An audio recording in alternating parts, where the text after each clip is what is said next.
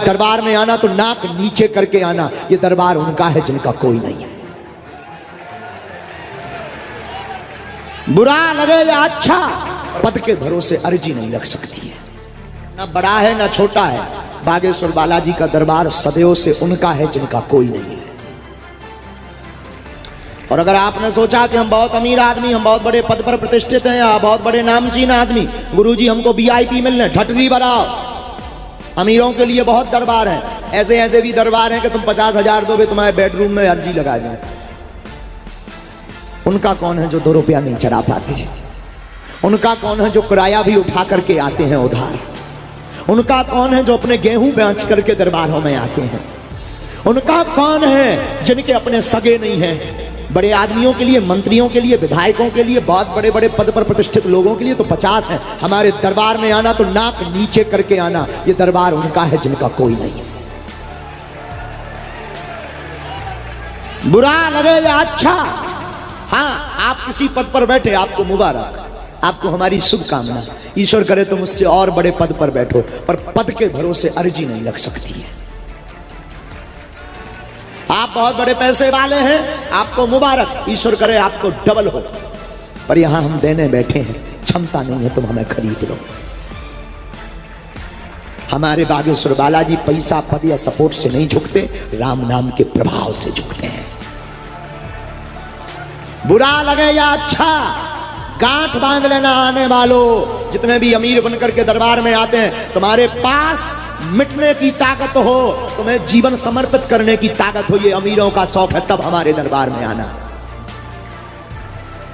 तुम्हें लगे कि बस अब हमें डूबना है, तुम्हें लगे बस अब हमें बहुत मौज करना है, तुम्हें लगे बस अब हमें बहुत पागल बनना है, तो वेलकम टू यू माई धाम बागेश्वर सरकार। तब आपका स्वागत है। और अगर आपको लगे कि नहीं अर्जी लगानी, वीआईपी प्रोटोकॉल, तो यू कैन गो।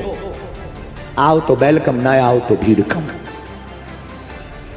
बिल्कुल स्पष्ट शब्दों में है। ये उनके लिए है जो बाईपास देखते रहते हैं, रोज सपोर्ट देखते रहते हैं, ये उनके लिए। ये दरबार उनका है जिन्हें 2 रुपया नहीं दे पाने, जिनके जीवन में कभी चमत्कार नहीं हो पाना, जो बड़े बड़े गुरुओं के पास पहुंच नहीं पाते हैं, जो काजू वाले गुरुओं के पास पहुंच नहीं पाते हैं, ये दरबार उनका है। हम किसी गुरु के विरोधी नहीं है, क्योंकि हम भी किसी गुरु के चेला हैं, और गुरुओं की महिमा क्या होती है उसका प्रत्यक्ष प्रमाण बागेश्वर बालाजी का दरबार है। ये बात हमने आज इसलिए बोली कि अब बहुत लोग सपोर्ट लगाएंगे, बहुत लोग अपना चेहरा चमकाने के लिए आएंगे, फोटो खिंचवाने आएंगे। ये बात हमने उन लोगों के लिए बोली है।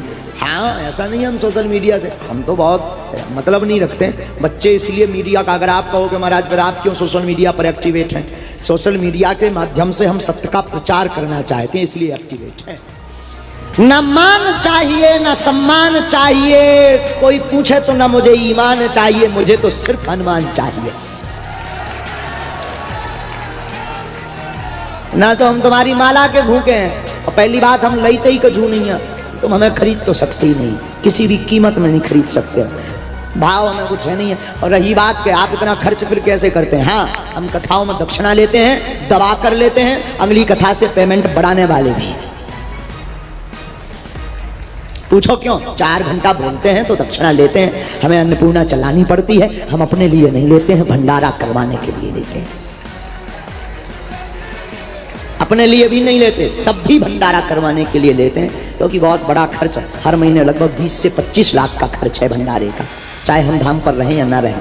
कहने को तो बहुत सरल है कि रोज भंडारा चल रहा, करना बहुत कठिन है। लोग लगे राशन लाना, सामान लाना, गैस लाना, लकड़ी लाना, आटा की व्यवस्था करना, रोज नई सब्जी की व्यवस्था करना, रिफाइंड की व्यवस्था करना, फिर उन्हें पवाना, पानी की व्यवस्था करना। कहना बहुत सरल है, तो कम से कम 20 से 50 लाख के बीच में खर्चा होता है हर महीने।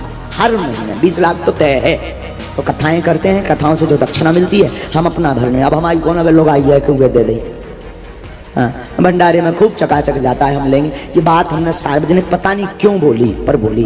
तो बागेश्वर धाम के दरबारों के द्वारा कोई भी दरबार संचालित नहीं है। कृपया करके फ्रॉडगिरी में बिल्कुल भी ना, रोगियों को दरबार में ना लाएं, न धाम पर लाएं, फोटो लेकर के आए, हम सेना भेज देंगे। सबका भला हो। 4 बजे कथा में फिर बैठते हैं। आज रस महोत्सव है, बाल लीला है। जय सिया राम।